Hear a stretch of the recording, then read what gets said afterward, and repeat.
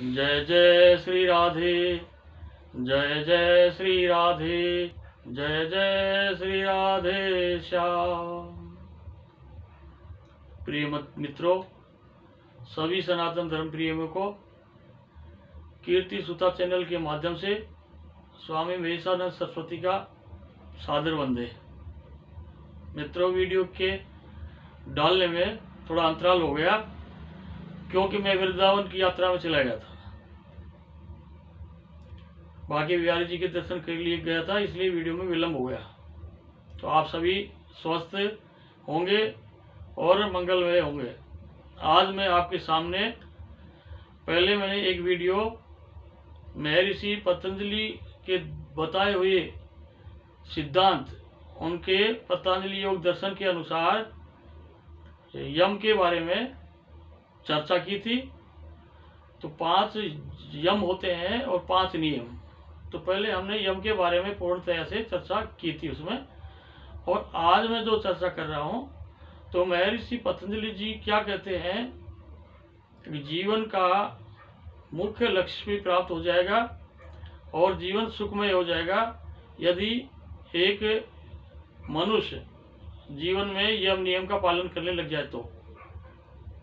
तो आज 5 नियम के बारे में मैं बताने जा रहा हूँ। मैं पहले जो बता रहा हूँ वो है सोच। सोच का मतलब है पवित्रता।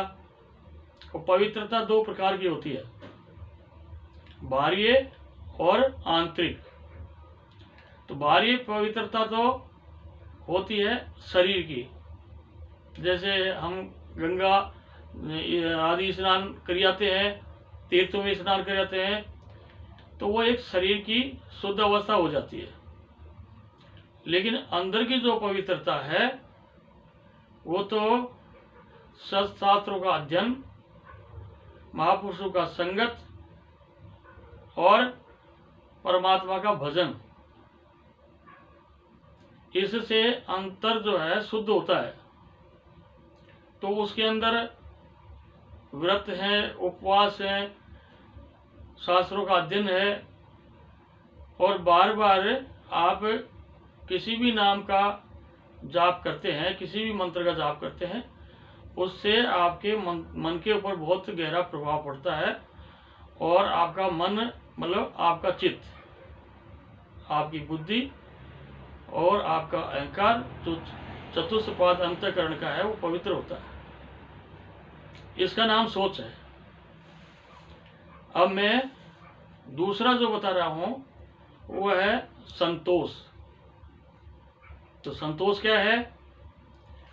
मित्रों, जीवन में हमने जो भी प्राप्त किया है वो ईश्वर की कृपा से किया है। चाहे धन हो, कितना बड़ा वैभव हो, पद हो, शरीर भी परमात्मा की कृपा से मिला, माता पिता भी परमात्मा की कृपा से मिला, और जो संसाधन मिले हमको उसमें हमको पूर्णतया संतोषित रहना चाहिए। अरबों रुपयों की संपत्ति है लेकिन मन के अंदर संतोष नहीं, तृष्णा इतनी जागृत रहती है, अब वो बेचैन रहता है, रात को नींद की गोली लेके सोता है और अनेक प्रकार के उपद्रव करने की सोचता है। तो महर्षि पतंजलि कहते हैं, भाई धन तो अर्जित करो, कमाओ, पुरुषार्थ करो, लेकिन तुम प्रसन्न भी तो रहो। आपको अपने आप में जब संतोष ही नहीं प्राप्त हुआ तो जीवन तो सारा दुखमय ही बीत गया। तो जो भी आपके पास है, जितना है, मैं ये नहीं कर रहा हूं कि आप पुरुषार्थ करना छोड़ दो, पुरुषार्थ करो, लेकिन जितना है उसमें बिल्कुल संतोष रखो, तो उससे आपका जीवन सुखमय होगा। अब तीसरा मैं बता रहा हूं तप। तो महर्षि वेद व्यास जी ने तप के बारे में बहुत अच्छा वर्णन किया है। तप का मतलब 5 ज्ञानेंद्रिय, 5 कर्मेंद्रिय, मन, बुद्धि, चित्त और अहंकार, रजोगुण, तमोगुण, सत्वगुण, तीनों गुण, इन सारे तत्वों का सम्यक योग बैठाकर और ईश्वर की चर्चा, ईश्वर का ध्यान, आत्म चिंतन, ये तप की श्रेणी में आता है। हम देखते हैं बहुत सारे, मैं निंदा किसी की नहीं कर रहा हूँ, ना निंदा की भाव है मेरा, लेकिन बहुत से सुनते हैं कि वो व्यक्ति एक पैर के ऊपर खड़ा तपस्या कर रहा है, या किसी ने एक हाथ ऊपर कर लिया, ये तपस्या है, या कोई बहुत सारी धूनी लगा के बैठा है, ये तप है। तो ये उनकी सोच हो सकती है, ये हठ योग की श्रेणी में आ सकते हैं, लेकिन जो योग सूत्र के अंदर इनका कहीं उल्लेख नहीं है। तो तप का मतलब सीधा साफ यही है, हम मन से, वचन से, कर्म से, इंद्रियों के द्वारा जाने अनजाने में किसी भी प्रकार का पाप नहीं करें और किसी को कष्ट नहीं दे और सत्य मार्ग पर चलते रहे, इससे बड़ा कोई तप नहीं हो सकता।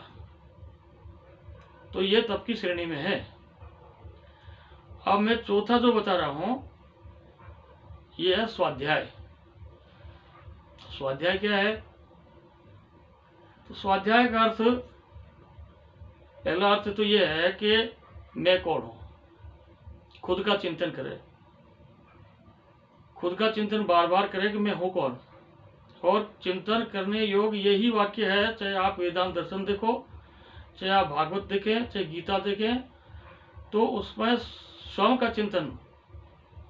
तो आप स्वयं का चिंतन करोगे तो आपकी समझ में आ जाएगा आप जो ये पंच महाभूत शरीर दिखाई दे रहा है, ये आप नहीं हो।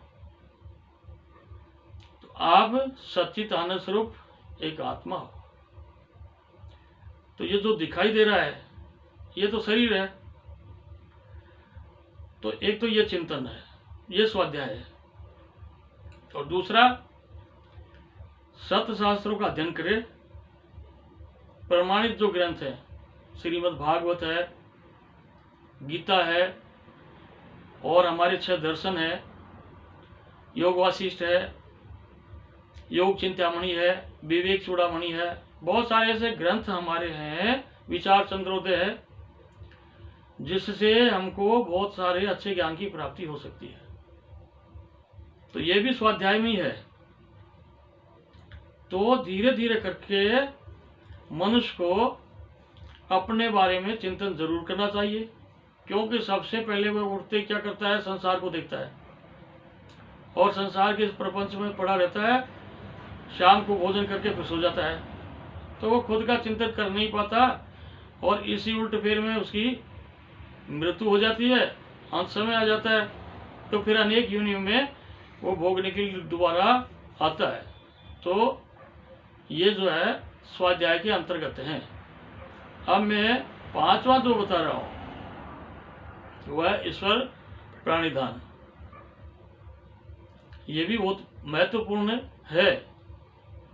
तो इसमें हम सुबह से शाम तक जो शास्त्र नियत कर्म हैं, जिनको करने की शास्त्र अनुमति देता है, वो हम कर्म करें और विवेक पूर्वक परमात्मा के चरणों में अर्पण करें। क्योंकि ये जो दिखाई दे रहा है, ये सारा का सारा उस परम पिता का खेल है। हम सब मात्र एक खिलौने, जैसे एक बाजीगर अनेक प्रकार की कठपुतलियों को नचाता है और वो नाचते रहते हैं, पब्लिक देखती रहती है।